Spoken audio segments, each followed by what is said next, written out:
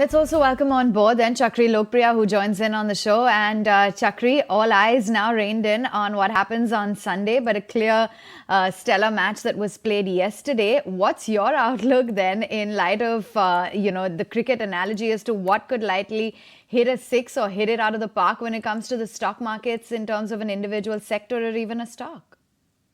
Yeah, I just hope that the power sector continues to bat like how the Indian team has been doing so far. And it's probably going to go that way. If you look at, the number of companies joining that list, for example, another PSU, Naval Lignite Corporation, they have very large expansion plans in both the renewable and the non-renewable space and thermal and in mining. And now it's trades at about like one-time book value. And so it has phenomenal amount of growth ahead of it and therefore valuations inside. And this story can be repeated across a number of power names. What about some of the consumption plays? And I'm talking about, let's say, Alcobev, for instance, or even textile retail, because the numbers from these companies have been quite strong. We were speaking with Nilesh as well from Envision. He's quite positive about this entire alcohol beverage space. And of course, UK FTA, though it keeps getting delayed, could be one of the kickers as well, and other FTAs lined up as well. Interesting patterns. There's, the luxury end clearly on the high end is clearly they're of course consuming in just about every single pocket, so that's very strong. So on the other hand, if you as you're coming down the chain, durable consumption is holding out very well. What I call durable consumption is, for instance, Titan. Now this is something which holds its value, and therefore people are continuing to spend and buying two-wheelers. So that bit is holding exceptionally well. But if you look at the QSR space and you look at the retail space, retail apparel only except for maybe Trend and a couple of them where they have product differentiation are doing well. Otherwise, there is weakness and margin weakness. What about Tata Tech, the IPO, with respect to all of the details now that have been set, the fact that the price band is set at 475 to 500 rupees per share? What is it that you're advising investors to do? It's in a very interesting space, given that, both its engineering outsourcing services to companies, as well as in its technology division, pure technology division. Both of them are very relevant in today's space. They help the manufacturing industry, which is now going all digital. And so from that perspective, it's clearly a very interesting space, and therefore will get higher valuations. But this as a company, I don't think we will be investing right now, but clearly it looks a very strong company for the long term. Okay, that's the take coming in on Tata Tech. Yesterday, of course, it was all about autos and technology. That's the one which actually bumped up in the markets yesterday, led, of course, by Eicher Motors. TechM held out very smartly. There was LTIM, Tata Motors, Wipro, Infosys. They were all charged up quite a fair bit. Chakri, there is a brokerage note this morning which is actually betting big on some of the tech plays which help out with auto technology. But the large cap IT space, do you think that could be a contra bet? If the market were to move higher, you think they too will participate? The large cap IT best, I guess some of those reports are now talking about, there's a certain shift in focus will be because certainly in the US, the inflation has come down, and therefore there's an expectation that rate cuts will start sooner rather than later. Against that backdrop, they expect a demand revival, which is missing for the large cap IT. But I don't think that battle is over yet, because as far as the US is concerned, now they've just shifted out the pause from a December to a January. So I think it's still a wait and watch, because large cap IT valuations have not really corrected by that much. They're just kind of mirroring the slowdown in growth rates. So I'll still stay away from the large cap IT. Autos, though, because there's a distinct demarcation in what the passenger vehicle makers are doing to what's happening with the farm segment, and that CVs is in a different trajectory altogether.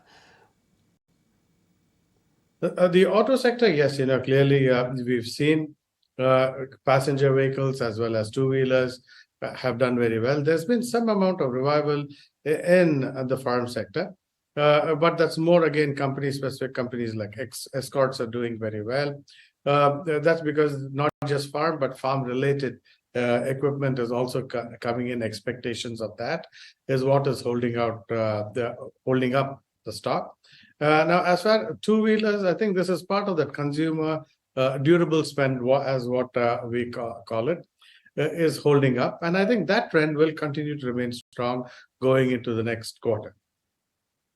What's going on within the auto universe, but the likes of a Titan, United Spirits, Nykaa, Havells. I mean, come to think of it, all of them are a play within the luxury trend that's currently at play, and of course, many out there within the realty segment as well.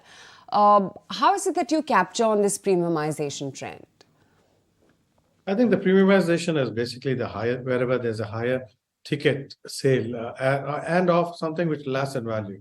I'd like to spend a minute in contrasting with, for instance, the QSR. It's a consumption play, but something which is extinguished, and the margins pressure is actually very evident.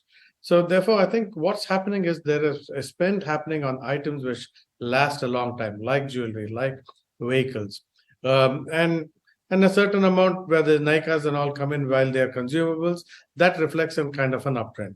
So I think the way to play it is through those companies, precisely those, which is some of the jeweler companies, whether it is Titan, Kalyan Jewelers, and through some of the automobile companies, whether it's TVS Motors, Tata Motors, and I think, and maybe Sula. So I think those are the ways to play consumption. View on TCS with respect to the 17,000 crore rupee buyback, Chakri? Yeah, I think the buyback is fairly well articulated. The price, the act, if you're based on the acceptance ratio, and all that, I think it's kind of done its bit. So I think because of the buyback, will we see a significant uptick in the stock? It's unlikely. On the other hand, is the stock kind of fairly valued? Yes. So I think it kind of treads water at current levels. Okay, that's the take coming in on what's really going on with the market space, and of course a whole host of stocks as well. There's of course Tata Tech. The IPO price band is out, 475 to 500 rupees. So that's going to be something from the Tata stable after almost an 18 years gap last when TCS listed. So that's going to be something which is going to really be the talk. And then Bajaj Finance as well, given that the RBI has directed Bajaj Finance to now stop sanction as well as dispersal of loans under the eCOM as well as Insta EMI Card schemes via those routes. So that's going to be another stock to look out for. Whether or not there is a knee-jerk reaction, does that knee-jerk dip gets bought into, or do you see a sustained downtick in the stock? That's something that we're going to be looking out for. VST Tillers as well. The company has unveiled 3 new tractors. So that's going to be another, segment to look out for. But Chakri, while we did address, the whole premiumization trend, what about the rural plays? Do you think they could make a meaningful comeback anytime soon? Although none of the readings seem to be indicating so as of now. You're absolutely right. None of the readings are showing any marked improvement. There are these specific pockets, which is escorts. Now that's doing fairly well. Of course, M&M is only a part of the whole story of the rural bit. But outside of that, I think the traditional, for example, the consumer staples that one would buy, those are I wouldn't for the simple reason that the valuations are still very high for those, don't reflect the incremental growth from the farm sector, from the rural sector. So from that perspective, I think still stick with urban plays and premium plays, and is the way to invest in consumption, at least the way we are doing it. Okay, Chakri, great to have you on the show today. Thanks as always for taking the time out and joining in while we count down to the market